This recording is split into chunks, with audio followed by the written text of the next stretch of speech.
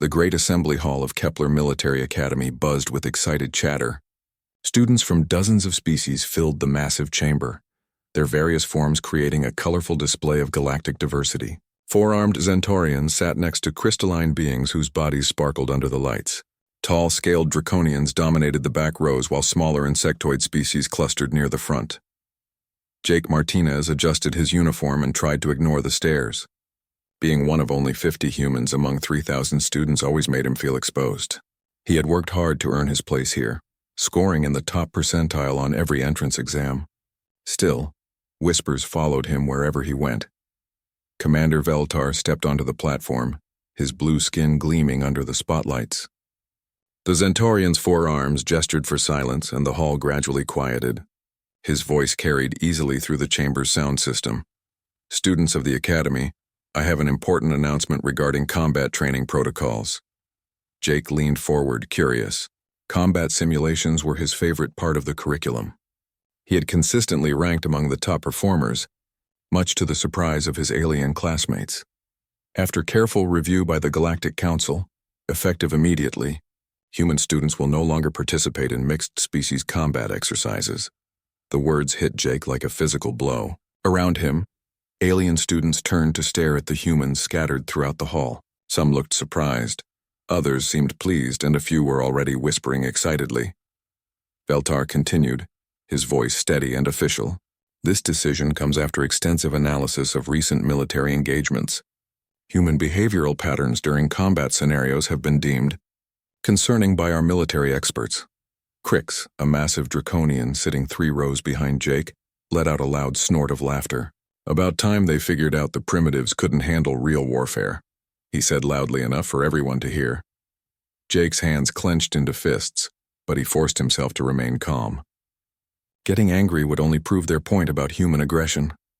All human cadets will report to separate training facilities tomorrow morning, Veltar announced. Instructors will provide details after this assembly. That is all. As students began filing out, the whispers grew louder. Jake heard fragments of conversations in various alien languages, but the tone was clear enough. They were talking about the humans, and none of it sounded friendly. Lisa Brooks, one of the few human instructors at the academy, approached Jake as he stood to leave. Her face was carefully neutral, but he could see the tension in her shoulders. Jake, I need you and the other human students to meet me in conference room 7, she said quietly. We need to discuss the new arrangements. Jake nodded and began gathering his fellow humans. There were only 12 in his year group, and they all looked as shocked as he felt. Ben Carter, his roommate, shook his head in disbelief. I don't understand, Ben said as they walked through the corridors. My scores are better than half the aliens in our tactical class. Why are they singling us out? Because they're scared, muttered Zara Quinn, an engineering student with fierce green eyes. They can't handle the fact that humans might actually be good at something. Conference room 7 felt cramped with all the human students crowded inside. Lisa stood at the front, her instructor's uniform perfectly pressed despite the circumstances. She had served in the military for 15 years before coming to teach at the academy, and her experience showed in every movement. I know you all have questions, she began. Unfortunately, I don't have many answers. The decision came down from the highest levels of the Galactic Council. I've been told that human combat behavior is being classified as potentially disruptive to standard military protocols. Jake raised his hand. What does that even mean? We follow all the same rules as everyone else. Lisa's expression darkened slightly. The official report mentions unpredictable tactical adaptations and concerning levels of battlefield determination. Beyond that, the details are classified. So they're punishing us for being too good? Zara asked, her voice rising. I didn't say that, Lisa replied carefully. But I will say this. Your performances in combat simulations have been noteworthy. Several alien instructors have filed reports about human students exceeding expected parameters. Ben frowned. Exceeding how? We win some, we lose some, just like everyone else. Actually, human students have a 73% victory rate in combat scenarios, Lisa said quietly. The next highest species averages 41%. The room fell silent as the implications sank in. Jake had never paid attention to the overall statistics, but now that he thought about it, Human teams did seem to win more often than they lost. Maybe we just work better together, suggested Amy Foster, a quiet girl from Jake's tactical analysis class. Lisa nodded. That's part of it. Human units show unprecedented coordination and adaptability. You modify strategies mid-battle in ways that confuse your opponents. You take risks that other species consider illogical and somehow make them work. And that's bad? Jake asked. To some species, yes. The Zentorians value precise planning and predictable outcomes. The Draconians respect overwhelming force and honor codes. What humans do, it doesn't fit their understanding of proper warfare. Crix's mocking voice echoed from the corridor outside. I heard they're putting the humans in remedial classes. Maybe they'll learn to play nice with the other children. Several alien students laughed, their voices carrying clearly through the thin walls. Jake felt heat rise in his cheeks, but Lisa held up a hand for calm. Ignore them, she said firmly. We have our own training facility now. Smaller classes, more personalized instruction. In many ways, this could be an advantage. It's segregation, Zara said bluntly. They're separating us because they don't want to deal with whatever makes us different. Lisa didn't deny it. Perhaps. But if that's the case, then we'll show them that different doesn't mean inferior. Our new training program starts tomorrow at 800 hours. Be ready to work harder than you ever have before. As the meeting broke up, Jake walked slowly back to his dormitory. The corridors that had once felt welcoming now seemed hostile. Alien students stared openly, some with curiosity, others with barely concealed disdain. In the cafeteria, he overheard a group of insectoids chittering excitedly about the human problem finally being solved. A table of crystalline beings sparkled with what he had learned was their equivalent of laughter as they discussed human, emotional instability. That night, Jake lay in his narrow dormitory bed staring at the ceiling. Ben was already asleep, but Jake's mind raced with questions. What had they done wrong? Why were their victories seen as problems rather than achievements? Through the thin walls, he could hear Crix and his friends in the next room, still joking about the primitive humans who had to be separated from real soldiers. Their laughter burned in his ears, but beneath the anger, a different emotion was growing. Determination. If they wanted to see what humans could really do when pushed into a corner, Jake thought grimly, then maybe it was time to show them. 3 days had passed since the announcement, and the mockery was getting worse. Jake pushed his food around his plate, trying to ignore the pointed stares from the surrounding tables. The cafeteria had always been a melting pot of different species, but now it felt divided into clear camps. At the table behind him, Crix held court with his usual crowd of followers. The massive Draconian's voice carried easily across the room as he regaled them with his latest joke about human intelligence. So, I told the instructor that maybe humans need books for their tactical manuals, Crix said, causing his audience to burst into laughter. Since they can barely handle complex thinking without getting emotional. Zara Quinn sat down across from Jake with enough force to rattle both their trays. Her engineering uniform was wrinkled and dark circles shadowed her eyes. She had been working overtime to document every instance of harassment they faced. It's getting worse, she said quietly, pulling out her datapad. I've recorded 47 separate incidents of verbal harassment, 12 cases of deliberate exclusion from study groups, and at least 20 posts on the Academy's social network making fun of us. Ben Carter joined them, looking dejected. Professor Theiss asked me to leave advanced mathematics today. Said my aggressive problem-solving approach was making the other students uncomfortable. Aggressive? Jake looked up from his untouched meal. You're the most laid-back person I know.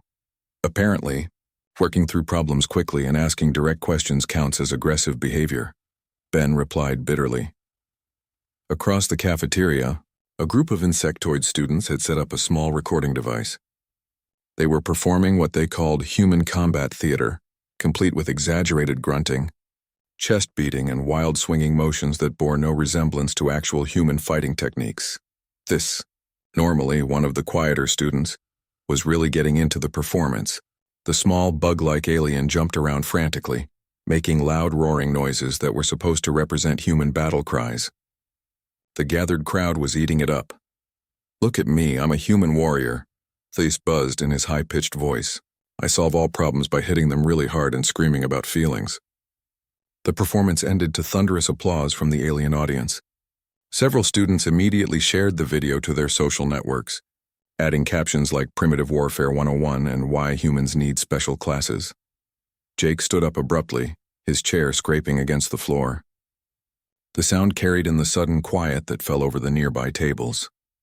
For a moment, he considered walking over to Thys and explaining exactly how wrong their impression was. Then he caught sight of Lisa Brooks at the instructor's table, shaking her head almost imperceptibly. He sat back down, but his hands remained clenched under the table. Smart choice, Zara murmured. Getting into a fight would just prove their point. Over the following days, the situation continued to deteriorate. The Academy's social networks became flooded with anti-human content. Someone had created a series of memes showing humans as barely evolved apes trying to operate advanced technology. Another popular video showed alien students reenacting famous human military victories, but with the humans portrayed as mindless berserkers who won through sheer luck. Gornax, a massive crystalline being whose species communicated through harmonic resonance, had taken to following human students around while producing what could only be described as mocking musical commentary on their daily activities. The sound was beautiful but clearly intended as an insult. The small mammal attempts to understand quantum mechanics, Gornax would sing in his resonant tones as Ben struggled with homework. See how its primitive brain sparks with electrical confusion. Maya Williams, a quiet data analyst from Jake's year, had requested a transfer to another academy. She wasn't the first. The harassment was wearing down even the most determined human students. Lisa tried to maintain morale during their separate training sessions, but Jake could see the strain in her eyes. The human instructor was fighting a losing battle against an entire academy that seemed determined to prove human inferiority. Remember, Lisa said during their morning combat drill, we represent all of humanity here. Every action you take, every response you give reflects on our entire species. It was an unfair burden, Jake thought. No other species had to worry about representing their entire race with every move they made. The breaking point came during what should have been a routine tactical exercise. The human students were running through combat scenarios in their separate facility when Crix and several of his friends showed up to observe. Don't mind us, the Draconian said with a predatory grin. We just wanted to see how the remedial class handles basic warfare. They set up recording equipment and began providing loud commentary on every move the humans made. When Jake's team successfully completed a difficult infiltration scenario, Crix dismissed it as lucky guessing. Real soldiers don't rely on random tactics, he announced for the benefit of his recording. Proper military doctrine requires discipline and planning, not wild improvisation. Amy Foster, who had been quietly enduring weeks of harassment, finally snapped. At least we don't lose every simulation by following the same predictable strategies over and over again. The room went silent. Crix's scaled face darkened with anger, and Jake could see his friends moving to flank the humans. For a moment it looked like the situation might escalate into actual violence. Then Lisa stepped between them. That's enough, she said firmly. Crix, you and your friends are not authorized to be in this facility. Leave. Now. The Draconians retreated, but not before Crix made one final comment. Enjoy your special classes, primitives. Real soldiers will be fighting actual battles while you're still learning to control your emotions. That night, Jake found himself unable to sleep again. The walls of his dormitory room seemed to press in on him, and the constant background noise of alien students celebrating their superiority made his skin crawl. He pulled up his personal datapad and began researching. If the Galactic Council had banned humans from combat training, there had to be official documentation. Military decisions weren't made in a vacuum. There were always reports, analyses, and recommendations.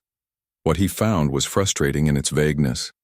The official statement mentioned behavioral anomalies and concerning tactical adaptations, but provided no specific examples. It was as if someone had gone to great lengths to avoid explaining the real reasons behind the ban. The more Jake dug, the more questions he had. If humans were really as primitive and ineffective as everyone claimed, why had they been banned at all? Why not just let them fail on their own merit? Ben rolled over in his sleep, muttering something about crystalline harmonics and quantum entanglement. Even in his dreams, he was trying to solve problems that other species considered too complex for human minds. Jake closed his datapad and stared at the ceiling. Tomorrow would bring more mockery, More harassment and more attempts to prove that humans didn't belong among the galaxy's elite warriors. But tonight, in the darkness of his small room, a dangerous thought was taking root.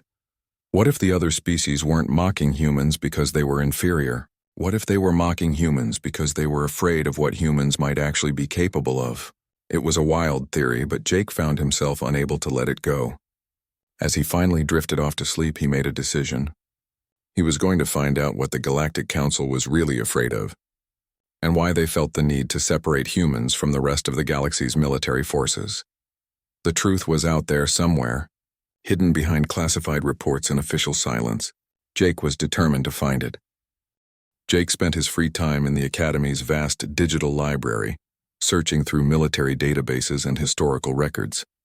Most of the recent files were classified beyond his access level, but older records painted an interesting picture.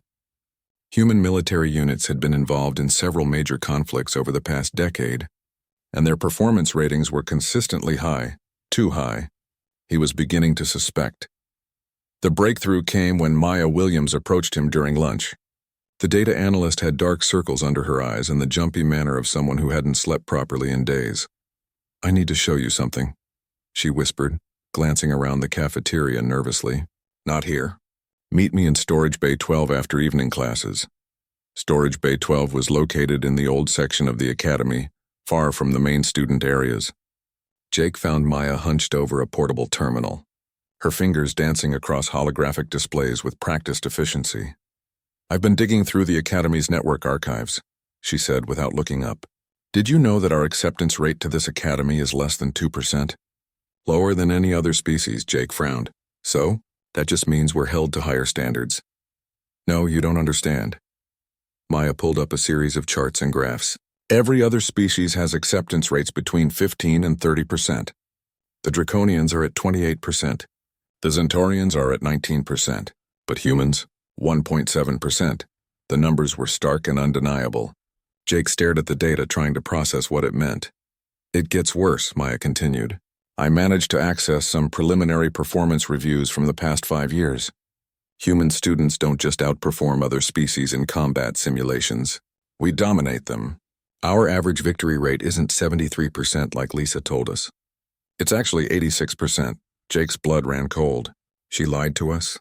She was probably trying to keep us from getting overconfident, Maya said. "But look at this." She pulled up another file. Combat efficiency ratings, tactical adaptability scores, unit cohesion measurements. Humans score higher than every other species in almost every category. "Then why," Jake asked slowly, "are we being treated like failures?" Maya's expression was grim. "Because we're not failing. We're succeeding too well." Before Jake could respond, footsteps echoed in the corridor outside. Maya quickly shut down her terminal and packed up her equipment. They separated and returned to their dormitories by different routes, but Jake's mind was racing. The next morning brought news that changed everything. Commander Veltar's voice crackled over the Academy's communication system, interrupting regular classes. "All students and faculty report to the main assembly hall immediately. We have received a priority distress signal from the Outer Rim Research Station on Titan 7. The situation is classified as a galactic emergency."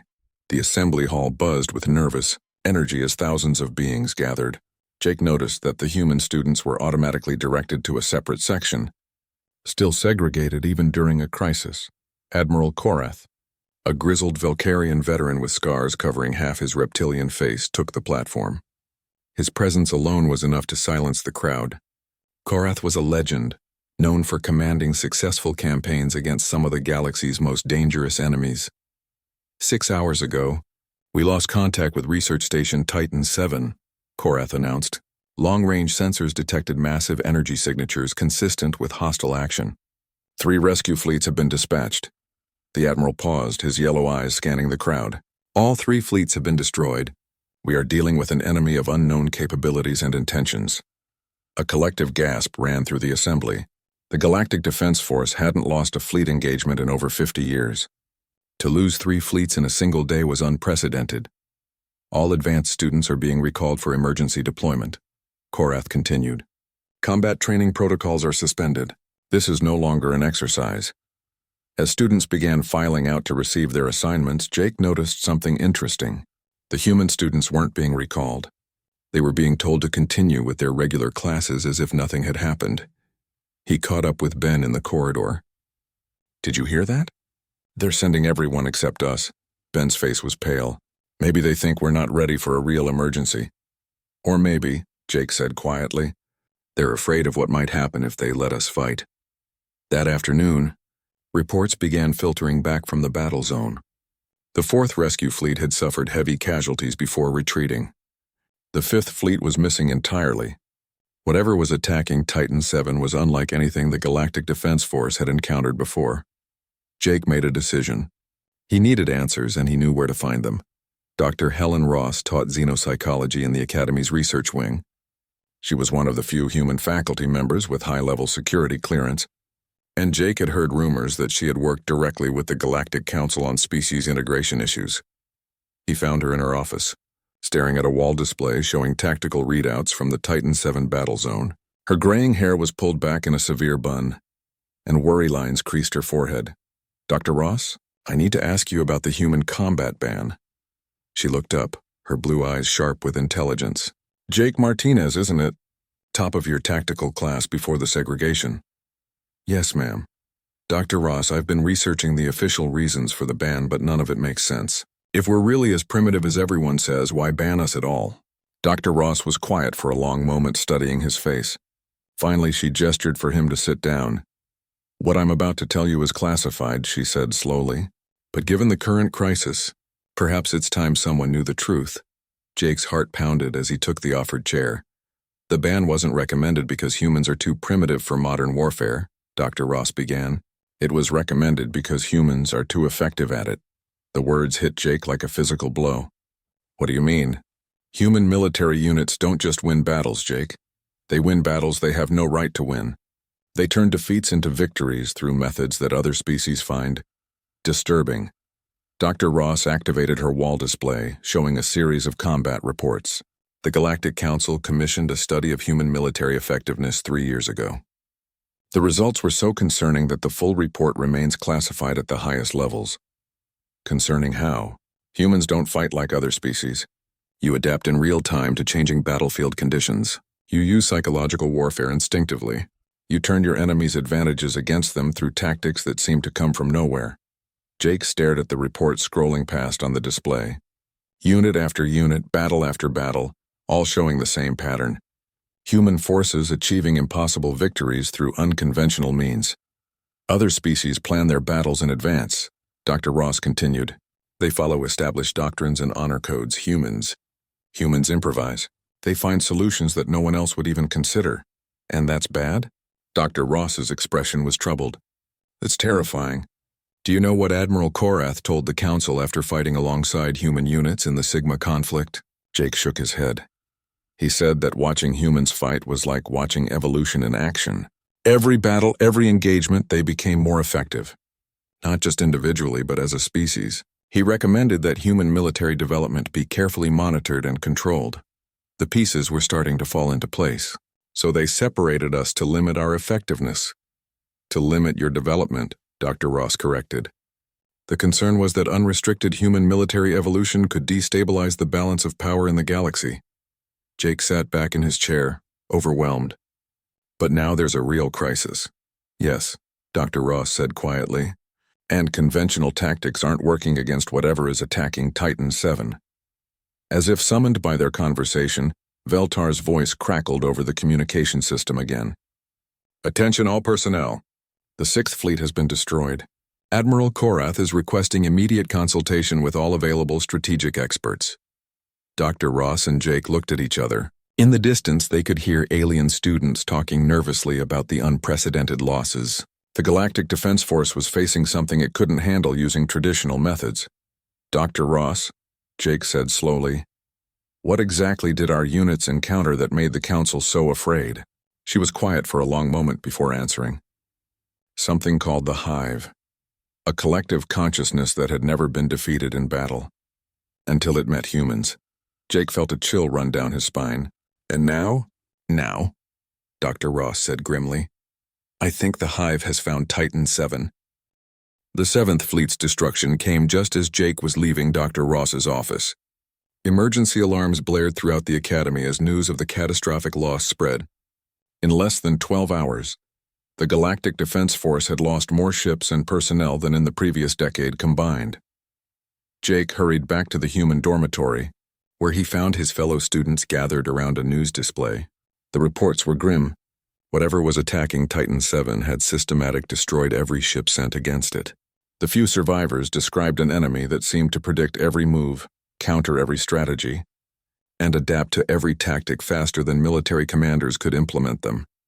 "It's like they're reading our minds," one traumatized pilot reported from his hospital bed. "Every formation we tried, every maneuver we attempted, they were already ready for it." Lisa Brooks entered the dormitory common area, her face pale and drawn. The human instructor had been in emergency meetings with the academy leadership for the past 6 hours, and Jake could see the strain in her eyes. "I need all of you in conference room 7, she said quietly. "Dr. Ross will be joining us. There are things you need to understand about why you were really separated from the other students." The conference room felt different this time. Instead of the casual briefing setup they were used to, sophisticated holographic displays had been installed. Security sensors blinked from every corner, and Jake noticed that the room had been sealed against electronic surveillance.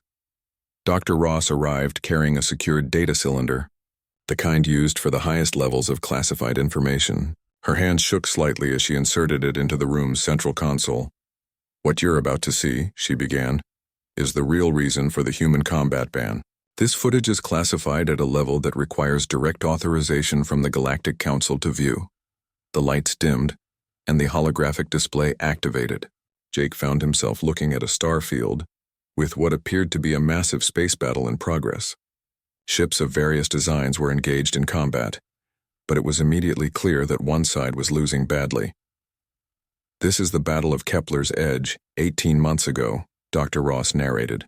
"A Galactic Defense Force expedition encountered an enemy that had been systematically destroying entire systems. The enemy called themselves the Hive, a collective consciousness that operated as a single unified intelligence. On the display, the retreat was in full swing. Alien vessels fled in panic as dark, organic-looking ships pursued them with ruthless efficiency. The Hive ships moved in perfect coordination, cutting off escape routes and destroying disabled vessels without hesitation. The Hive had never been defeated," Dr. Ross continued. "They adapted to every strategy, countered every tactic, and learned from every engagement. Conventional military doctrine was useless against them." "Then why are we watching this?" Ben asked. "What does this have to do with us?" Dr. Ross adjusted the display controls. "Because this is what happened when the human ships arrived." The scene shifted to show a small fleet of human vessels approaching the battle zone. Jake recognized the design. They were older ships, less advanced than the alien vessels that had already been destroyed. "Captain Alex Stone was commanding the human relief force," Dr. Ross said. "His orders were to evacuate survivors, not engage the enemy. The Hive outnumbered his ships 50-1. Jake watched as the human ships moved into formation. Their approach looked almost casual compared to the rigid formations favored by other species. Instead of maintaining perfect spacing and predetermined patterns, the human vessels seemed to flow around each other like a school of fish. "Stone should have retreated," Dr. Ross said quietly. "Any other commander would have. The tactical situation was impossible, but the human ships didn't retreat. Instead, they began what could only be described as controlled chaos. They split up, regrouped, changed direction without warning, and generally behaved in ways that violated every principle of proper military doctrine. The Hive ships, which had been so effective against conventional tactics, seemed confused by the erratic human behavior. Their perfect formations began to break up as they tried to adapt to an enemy that refused to follow predictable patterns. "Watch Stone's flagship," Dr. Ross said, highlighting one of the human vessels. "He's not just fighting the Hive, he's studying them." Jake could see what she meant. The human ship would engage briefly, then break away and change tactics completely. It was as if Captain Stone was conducting experiments in the middle of a battle, testing different approaches to see what worked.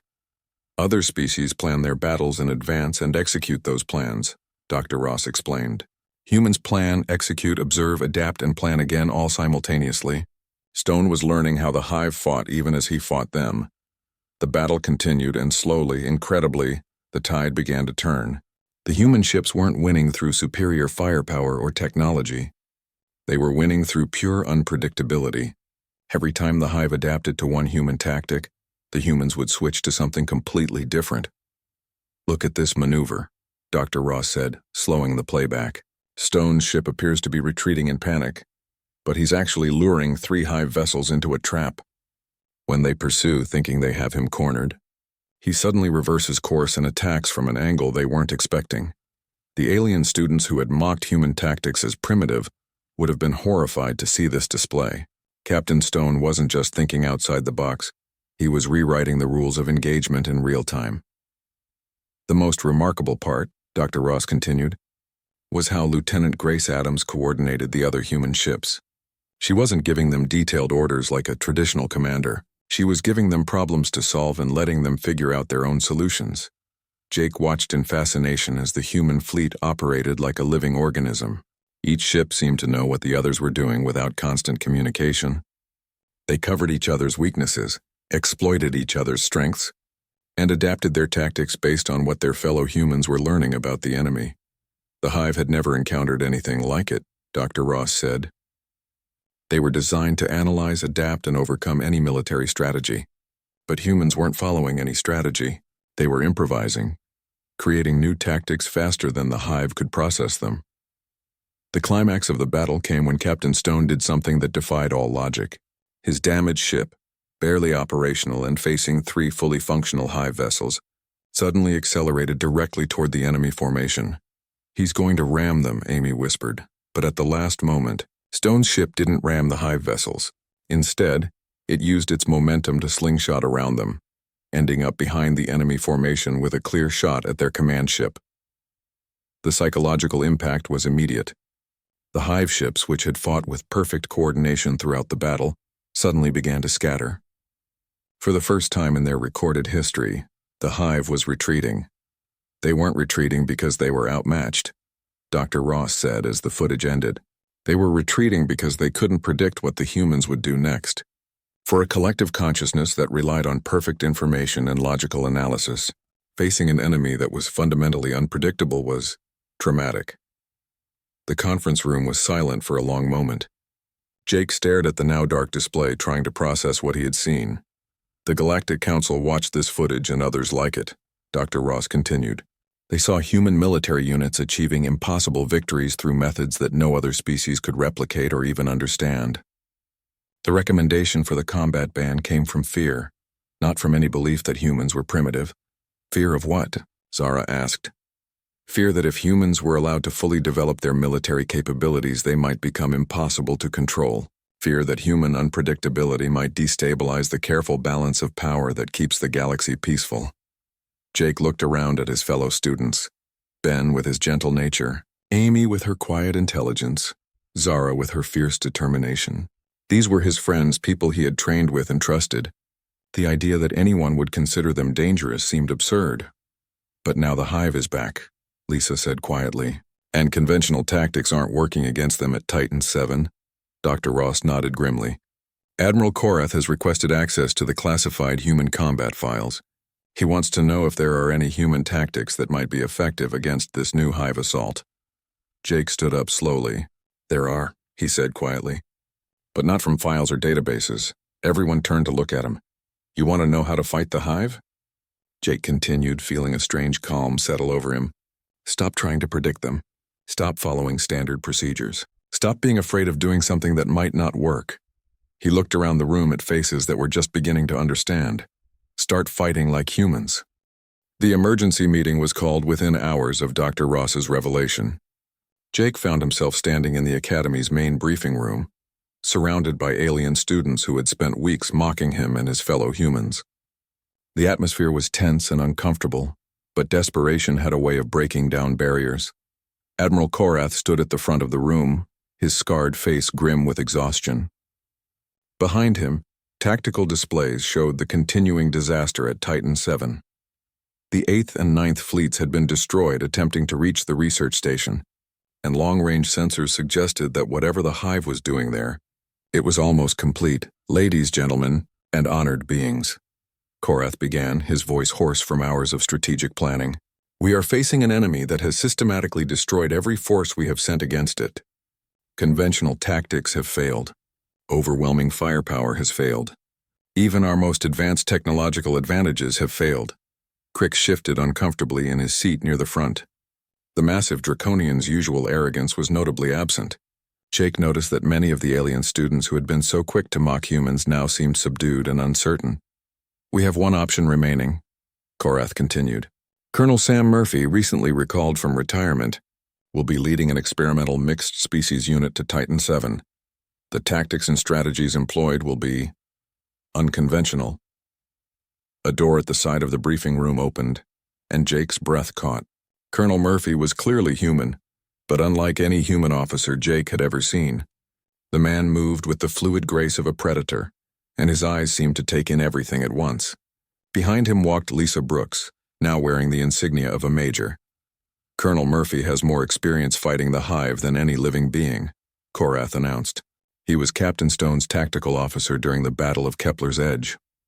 Murphy stepped forward, and when he spoke, his voice carried absolute authority. I'm not going to lie to you. This mission has a low probability of success using standard military doctrine. That's why we're not going to use standard military doctrine. He activated the room's holographic display, showing the tactical situation at Titan 7. The Hive operates as a collective consciousness. They share information instantaneously, adapt to threats in real time, and learn from every encounter. Fighting them with predictable tactics is suicide. Jake raised his hand, surprised at his own boldness. Sir, what kind of tactics to work against them? Murphy's eyes found Jake's, and the colonel smiled grimly. The kind that don't make sense to anyone else. The kind that break rules and ignore protocols. The kind that make enemies think you're either brilliant or completely insane. Human tactics, Ben said quietly. Human tactics, Murphy confirmed. But here's the problem. Humans work best when we're integrated with other species, not separated from them. We need the analytical precision of Zentorian planning, combined with human adaptability. We need draconian strength guided by human unpredictability. Crix looked up sharply. You want us to work together? After the ban? Murphy's expression hardened. The ban was a mistake. It was based on fear rather than understanding. Right now, fear is a luxury we can't afford. Major Brooks stepped forward. We're forming a single unit with representatives from multiple species. Jake Martinez will be the tactical coordinator. The announcement sent ripples of shock through the alien students. Jake felt his own surprise but tried not to show it. Ma'am, I'm still a cadet. You're a cadet who scored in the 97th percentile on tactical adaptation exercises, Murphy replied. And more importantly, you think like a human in combat situations. Thais, the small insectoid who had participated in the mocking performances, raised a trembling appendage. Sir, I don't understand human tactics. We were told they were primitive. Murphy's expression softened slightly. They're not primitive, they're different. Human tactical thinking is based on the assumption that no plan survives contact with the enemy. Instead of trying to predict everything that might happen, we prepare to adapt to everything that does happen. Over the next 12 hours, Murphy put the hastily assembled mixed unit through intensive training. Jake found himself working alongside the same aliens who had been mocking him just days before. But the dynamic had completely changed. Crix, despite his earlier hostility, proved to be an excellent student once he understood what human tactics actually involved. So instead of following the plan exactly, he said during one exercise, I should modify it based on what the enemy actually does? Exactly, Jake replied. The plan is a starting point, not a destination. Cornax, the crystalline being who had mocked human intelligence, discovered that his species' natural ability to process multiple harmonic frequencies made him perfect for coordinating the chaotic communications that human tactics required. It is like conducting an orchestra that is composing the music as they perform it, he said with something approaching wonder. Even Thys, despite his earlier fears, began to excel once he realized that human unpredictability wasn't about random violence. You use misdirection like we use camouflage, he observed during a simulation. You make the enemy think you are doing one thing while you do another. The mission launch came sooner than anyone expected. Intelligence reports indicated that the Hive was approaching the final phase of whatever they were doing at Titan 7. If they weren't stopped within the next 18 hours, the consequences could be catastrophic for the entire sector. Jake stood on the bridge of the UGS Resilient, a fast attack cruiser that had been modified for their unconventional mission requirements. Around him, alien crew members worked alongside humans in a way that would have been impossible just days before. Approaching Titan 7 perimeter, called out Ben from the sensor station. Hive ships detected. Lots of them. The main display showed what remained of the research station, now surrounded by dozens of organic-looking Hive vessels. The enemy ships moved in perfect formation, their dark hulls seeming to absorb light from the nearby star. "They're scanning us," reported Maya from the communications console. "Standard identification protocols." "Let them scan," Murphy said calmly. "Crix, prepare the Draconian Honor Guard maneuver. Thais, initialize camouflage protocols. Gornax, begin harmonic jamming on my mark."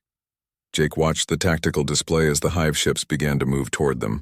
Their approach was textbook perfect, overwhelming force applied with mathematical precision. Any conventional fleet would have been destroyed within minutes. "Now," Murphy said quietly.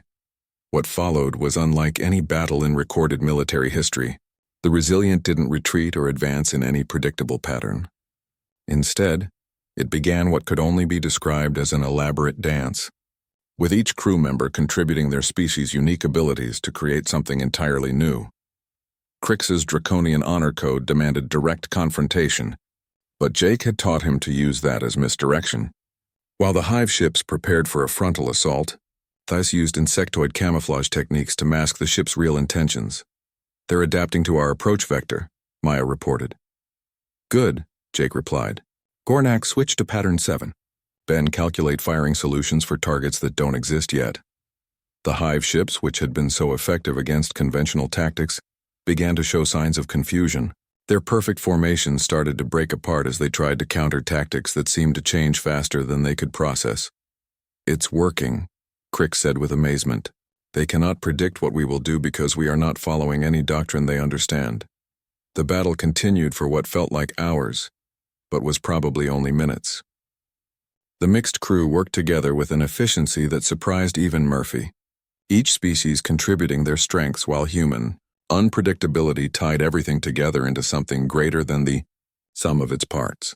The turning point came when Thessi suggested using insectoid swarming patterns combined with draconian assault tactics in human psychological warfare. The resulting maneuver was so unprecedented that the Hive ships actually stopped moving entirely for several seconds, as if their collective consciousness was trying to process something that simply didn't fit their understanding of warfare. "They're retreating," Ben reported, his voice filled with wonder. Jake watched as the Hive ships began to withdraw from Titan 7, their perfect formations now ragged and uncertain. For the second time in recorded history, the Hive was running from an enemy they couldn't understand or predict.